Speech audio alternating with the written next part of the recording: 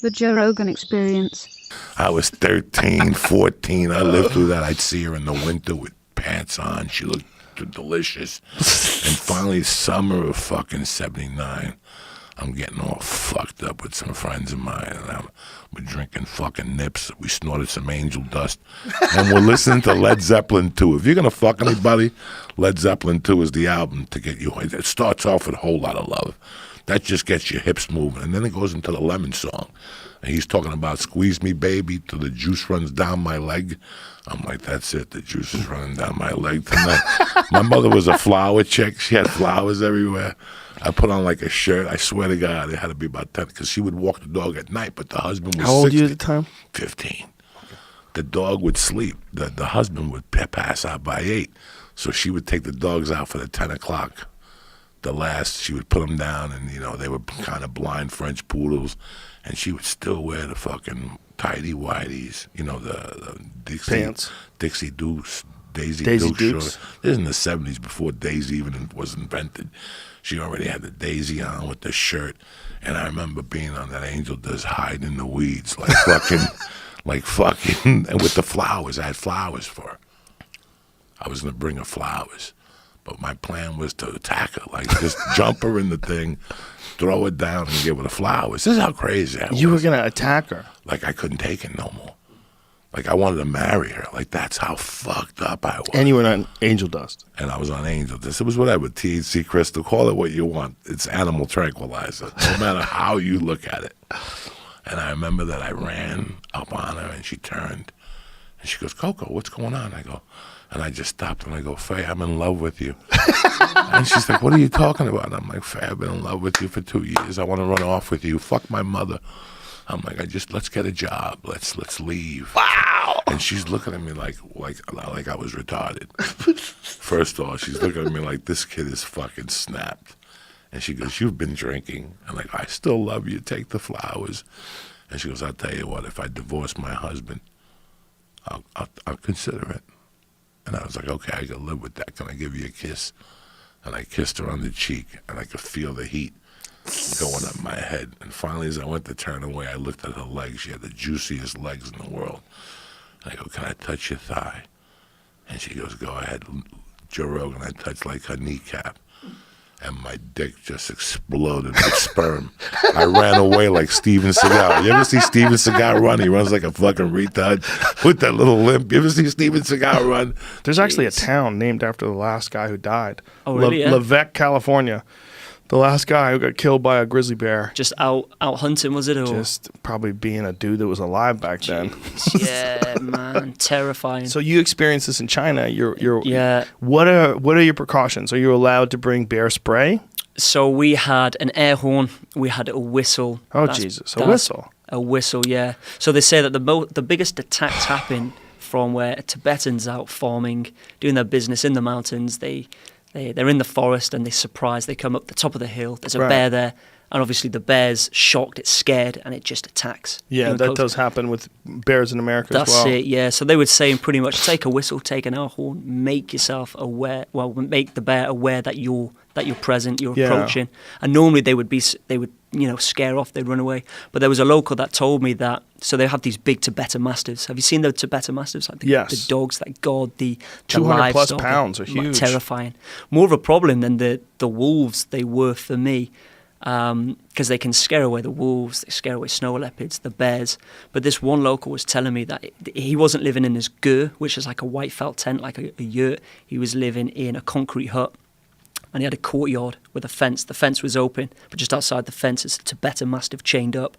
And he said that this bear wasn't fazed about the Tibetan Mastiff. It walked straight past it into the courtyard and was scratching at his steel door whilst he was hiding in one of his empty cupboards.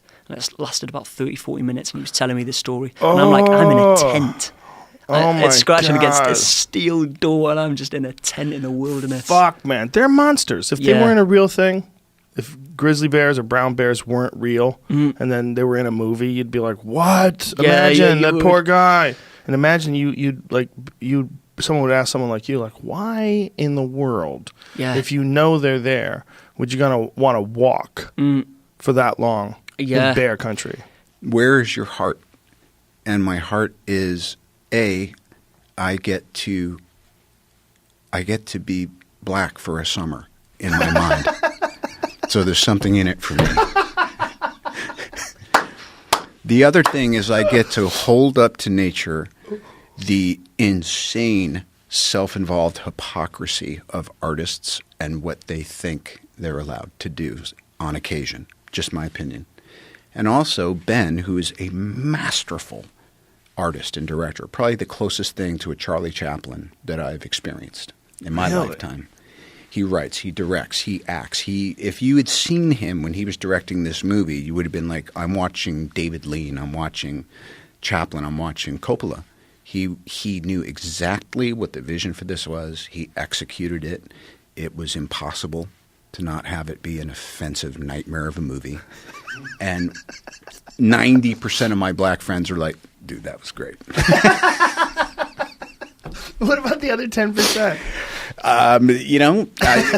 I can't disagree with them, but I know where my heart was. Yeah. And I think that it's never an excuse to do something that is out of place and not of its time. But to me, it was just it was a blasting cap on. And by the way, I think White Chicks came out pretty soon after that. Yeah. And I was like, I love that. Yeah. I was like, that was great. Yeah. So, Well, it might be the last time we see that. Unless things change. It seems like no one can really – I don't think you could do blackface anymore. I mean, we almost lost the Prime Minister of Canada because he did brownface. He Yes. pretended to be Saudi Arabian, right? Yeah. He did Arabian Nights in high school or something like that. It's an interesting and necessary meditation on where is the pendulum, why is the pendulum right, Yeah. where is the pendulum maybe cutting a little into what could be perceived as heart in the right place, openness of its time. But again, I mean, there's a morality clause here on this planet, and it's a big price to pay. And I think having a moral psychology is job one. So sometimes you just got to go, I effed up. Again, not in my defense, but Tropic Thunder was about how wrong that is. Yes. So I take exception. It was her, the media, and the DNC got together, and they're like, hey, let's do this. Because it was coordinated. This didn't come out of nowhere. Right. And the CNN, did you see that story? CNN wrote these two people who heard it from these other two people who we're not even going to name. And that's on CNN. That's CNN. That's how they do it. So crazy. It's so crazy. Yes. They're digging their own grave, though. What they're doing is they're making themselves less and less relevant, and they're making guys like you and independent people That's right. more and more relevant and more trustworthy. And that's why they keep going to the catnip of Russiagate or Yes, Trump's tweets yes. or whatever, impeachment and this phone call to the thing. And, look how the media runs interference for the establishment. It's amazing, to pretend that the Bidens aren't corrupt.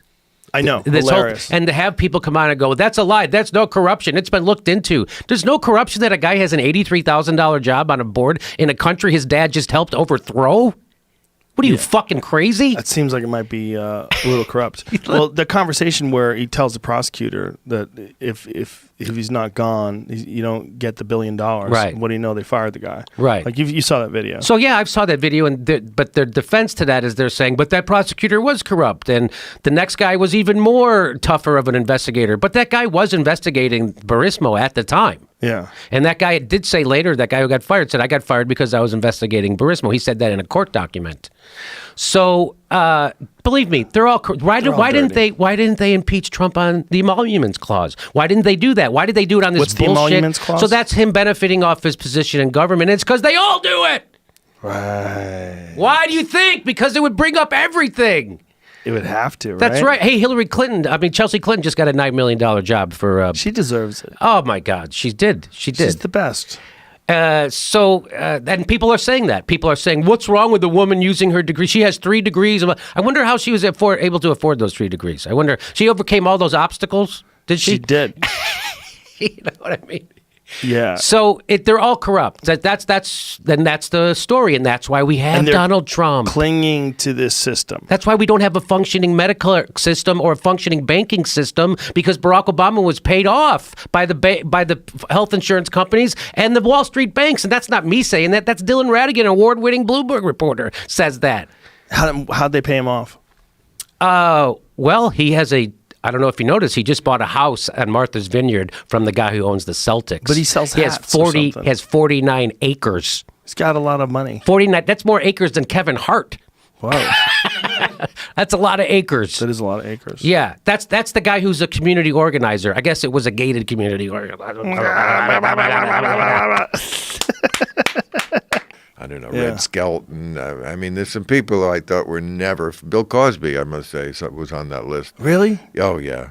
You never thought he was funny? Never thought he was funny. Even when he was doing Bill Cosby himself, like back at the album days?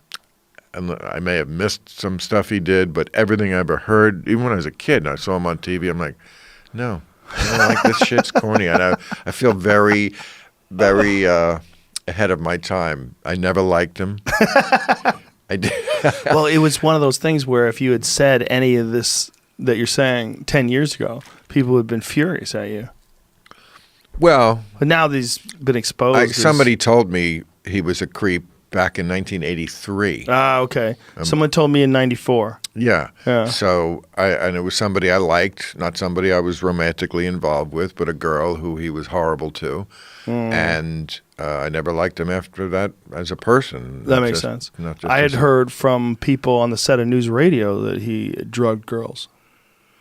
It was like one of those weird things that you heard as a room, like, what does he do? Yeah. He drugged girls? Like Bill Cosby? Bill Cosby. We're talking about the same guy? Right. It's not like Steve McQueen. We'll get them confused. Right.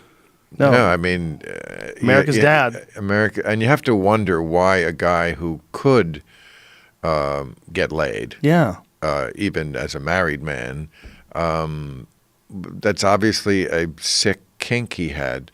But I also know a guy who was a promoter and told incredibly ridiculous stories about things that Bill Cosby did that were not sexual, but just informed me that what his kink is part of a much larger sickness about control. Yeah. And making people do weird things because he can. Let me tell you what I heard. You tell me what you heard. Okay. I heard he makes people watch him eat curry. He would make the whole staff come into his dressing room and watch him eat. I hadn't heard that exactly, but it's exactly in line with what I heard, that he would do things like make you, what was one of them? Like he would order food and then he would say, scoop out the